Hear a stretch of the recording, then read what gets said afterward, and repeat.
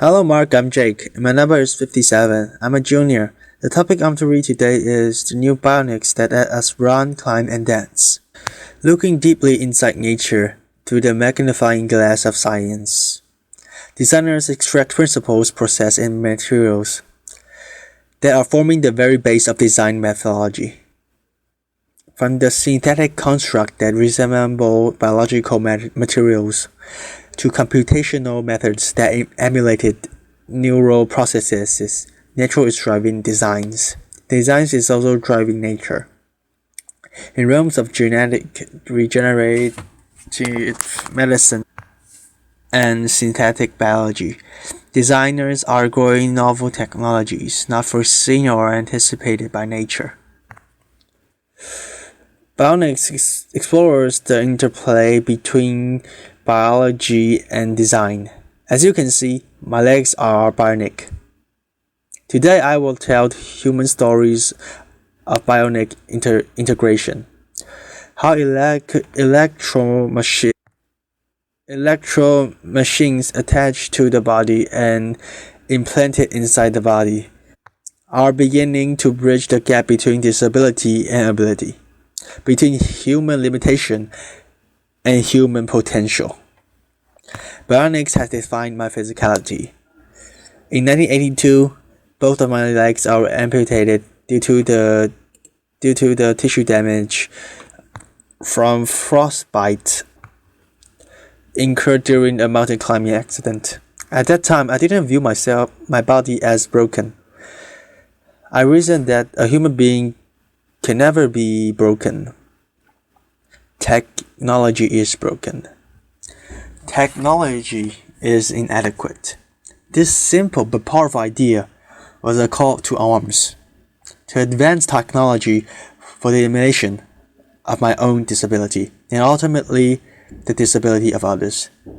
I began by developing specialized limbs that allow me to return to the vertical world of ice climbing and mountain climbing and ice climbing.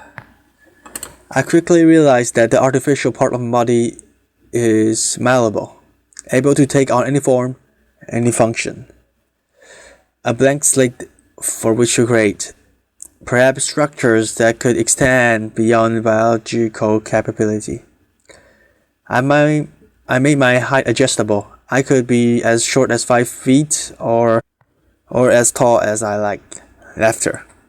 So when I was feeling bad about myself, insecure, I would jack my height up. Laughter. When I was feeling confident and suave, I would lock my height down a notch just to give the competition a chance. Laughter. A pause. Narrow edge feet allow me to climb steep rock fissures where the human foot cannot penetrate, and spike feet enable me to climb vertical ice walls without ever experiencing muscle leg fatigue. Through technological innovation, I returned to my sport stronger and better. Technology had eliminated my disability and allowed me a new climbing prowess. As a young man, I imagined a future world where the technology so advanced could rid the world of disability. A world in which neural implants would allow the visually impaired to see. A world in which the paralyzed could walk via body exoskeletons. Sadly, because of deficiency in technology, disability is rampant in the world. The gentleman is missing 3 limbs. As a testimony to current technology, he is out of the wheelchair, but we need to do a better job in bionics to allow one day full rehabilitation for a person with this level of injury. At the MIT Media Lab, we've established the Center for Extreme Bionics. The mission of the center is to put forth fundamental science and technological capability that will allow the biometronic and regenerative repair of humans across a broad range of brain and body disabilities. Today I'm going to tell you how my legs function and how they work as a case in point of this center. Now I made sure to shave my legs last night because I knew I'd be showing them off later. Bionics entails the engineering of extreme interface. There's 3 extreme interface in my bionics limbs. Mechanical, how my limbs are attached to my biological body. Dynamic, how they move like flesh and bones. And electrical, how they communicate with my nervous system. I'll begin with my mechanical interface. In the area of design, we still do not understand how to attach device to the body mechanically. It's extraordinary to me that in this day of an age, one of the most mature oldest technologies in the human timeline, the shoe, still gave us blisters. How can this be? We have no idea how to attach things to our bodies. This is the beautifully lyrical design work of Professor Neil Oxman at the MIT Media Lab, showing spatially varying exoskeletons impedance shown here by color variation in this 3D printed model. Imagine a future where clothing is stiff and soft when you need it for optimal support and flexibility without ever causing discomfort. My bionic limbs are attached to my biological body via synthetic skins with the stiffness variations that mirror my underlying tissue biomechanics. To achieve that mirroring, we first developed a mathematical model of my biological limb. To that end, we used imaging tools such as my eye to look inside my body to figure out the geometry and location of various tissues.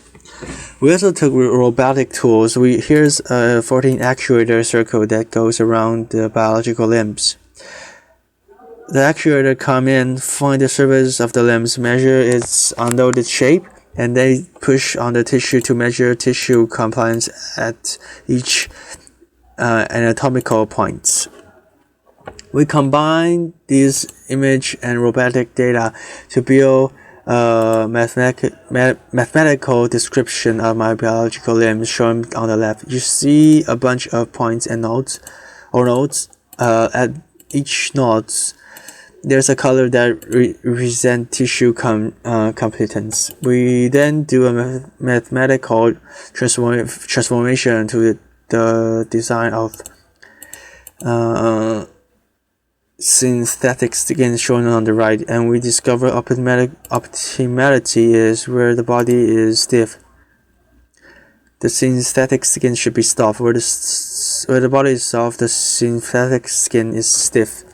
And this mirroring occur across all tissue competence with this framework, where we've produced bionic limbs that are the most comfortable limbs I've ever worn. Clearly, in the future, our clothing, our shoes, our braids, or our prosthetics will no longer be designed and manufactured using artisan strategies, but rather data-driven quantitative frameworks. In that future, our shoes will no longer give us blisters. We are also embedding sensing and smart materials into the synthetic skins. This is a material developed by SRI International, California, under electrostatic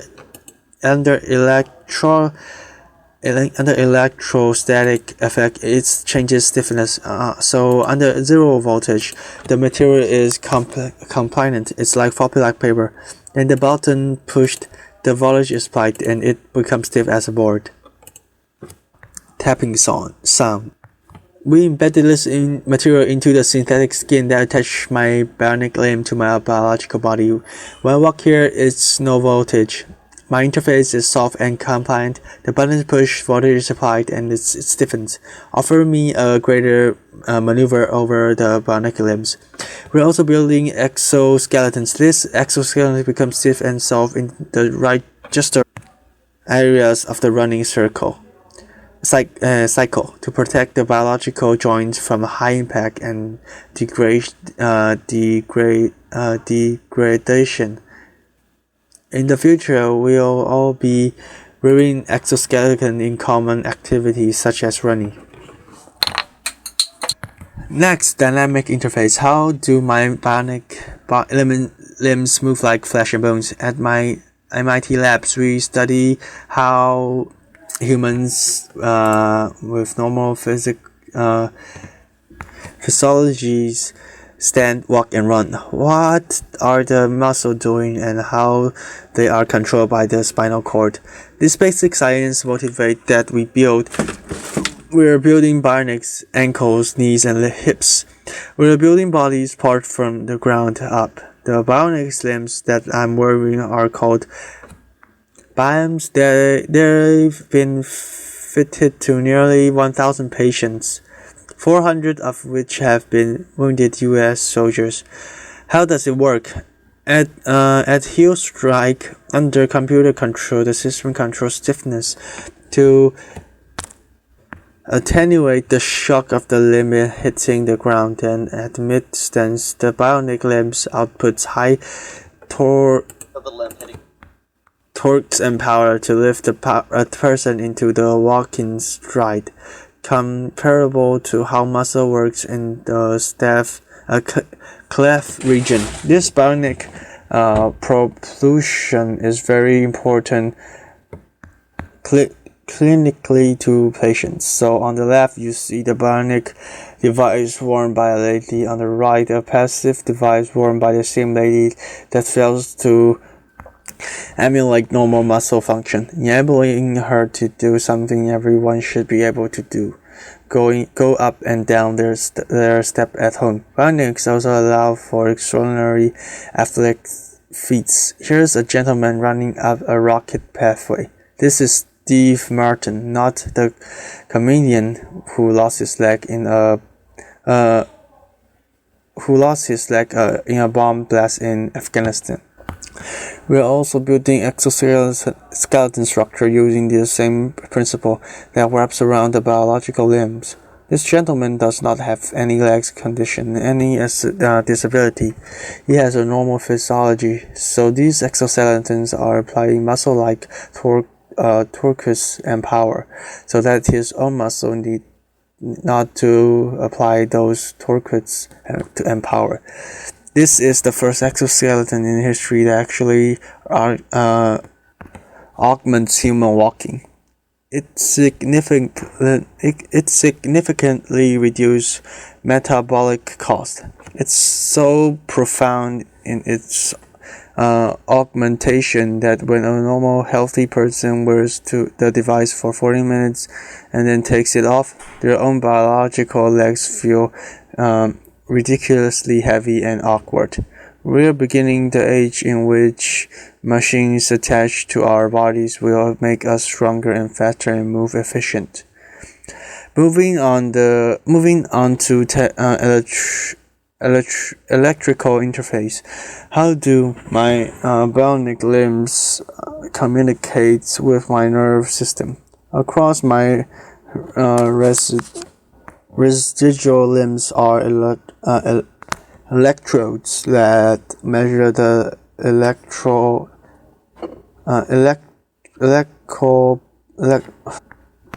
electrical pulse of my muscle that's communicated to the bionic limbs. So when I think about moving my phantom limbs, the robot tracks those movement desired. This diagram shows fundamental how the bionic limbs is controlled. So we modeled the missing biological limbs, and we discovered that the reflex occurred how the reflex of the spinal cord are controlling the muscle, and that capability is embedded in the clips of the bionic limbs. What we've done then is we modulate this sensitivity. sensitivity of the reflex. The models spinal reflex with the neural signal. So when I relax my muscles in my residual limbs, I got very little torques and power. But the more I fire my muscle, the more torques I get, and I can even run. And that was the first demonstration of running gates under neural commands. Feels great. Pause. We want to go a step further. We want to actually close the loop between the human and the bionic's external limbs. We're going experiments where we are going nerves, transected nerves through channel or micro channel arrays. On the other side of the channel, the nerves then attach to cells, skin cell and muscle cells in the motor channel. We can sense how the person wishes to move. That can be sent out wirelessly to the bionic limbs. Then sensor information on the bionic limbs can be converted to stimulation in adjacent sensor channels. So when it is fully developed and for human use, a person like myself will not only have synthetic limbs that moves like flesh and bones, but actually feels like flesh and bone. This video shows this method shortly after being fitted with 2 bionic limbs. Indeed, bionics is making a profound difference in people's life. Video. This mailed it. Oh my god. This mail it. Oh my god, I can't believe it. Video laughter. LM. It's just like I've got a real leg. Woman, now don't start running. Man, now turn around and do the same thing walking up, but get on your heel to toe like you would normally just walk on level ground. Try to walk right up the hill. Oh my god, is it pushing you up? Yes. I can't even describe it. Man, hug her. Next week I'm visiting the center. Thank you. A pause. Thank you. This week I'm visiting the Center for Medicare and Medicaid Services, and I'm going to try to convince EMS to grant appropriate code, language, and printing so this technology can be made available to the patient that need it. A pause. Thank you. A pause. It's not well appreciated, but over half of the world's population suffer from some form of cognitive, emotional, sensory of motor condition, and because of poor technology, too often conditions result in disability and a poor quality of life. Basic level of physical function should be a part of human rights. Every person should have the right to live life without disability if they so choose. The right to live life without severe depression. The right to see a loved one in the case of seeing impaired, or the right to walk or dance in the case of limbs paralyzed or limbs amputated. As a society, we can achieve these human rights if we accept the proposition that humans are not disabled. A person can never be broken. Our built environment, our technology are broken and disability. We, the people, need not accept our limitation, but can transcend disabilities through technological innovation. Indeed, to fundamental advance in bionics in this century, we still set the technology foundation for an enhanced human experience, and we will end disability. I'd like to finish up with one more story, beautiful story, the story of Adrian Harvest Davis. Adrian lost her legs in the Boston terrorist attack. I met Adrian when this photo was taken at Spalding Rehabilitation Hospital. Adrian is a dancer, a ballroom dancer. Adrian, breathless and lives dance. It is her expression. It is her art form. Naturally, when she lost her limbs in Boston terrorist attack, she wanted to return to the dance floor. After meeting her and driving home in my car, I thought, I'm an MIT professor. I have resource. Let me build her bionic limbs to enable her to go back to her life of dance. I brought an MIT scientist with expertise in prosthetics, robotics, machine learning, and biomachines, and over a 200-day research period, we studied dance.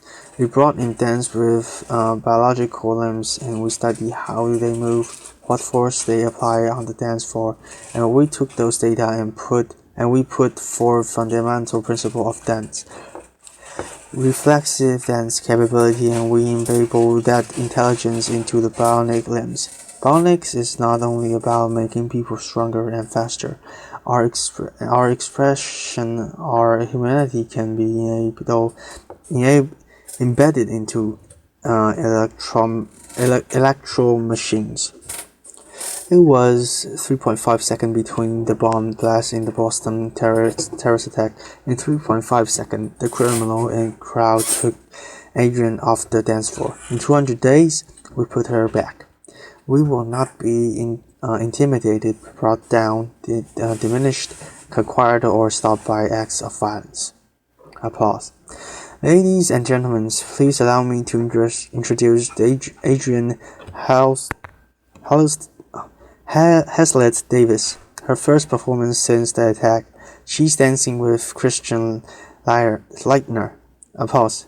Music, Ring My Bell, performed by Enrique Iglesias. Applause. Ladies and gentlemen, members of the research team, Elliot Rose and Nathan Gary Krusky. Elliot and Nathan. Applause.